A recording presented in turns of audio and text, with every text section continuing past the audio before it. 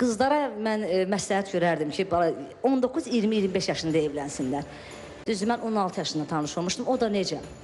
Mənim böyük bacım, Liza, buradan salamlayıram mənim canımı. Yoldaşımın restoranında baş administrator işləyirdi. Bir gün atam rəhmətlik, mən, qardaşım, ölənlər bizə rəhmət, dedi ki, ata dedi ki, gəl sizi aparıram bacınızın yanına gedəyik. Bacınız orada işləyir? Bəli, bəli. Tamam. Yəni yoldaşımla bir yerdə orada işləyirdilər. Gəldik, onda balaca bir qız idim. Dedi ki, həyata, mən də kənddən gələn qız, nə bilirəm, Bakıda restoranlar, belə işıqlı olacaq, indi kənddən gələn qızam da. Dedim, həyata, mən orada mikrofon gördüm, mən ondan oxumaq istəyirəm. 16 yaşım var. Hə, uşağım.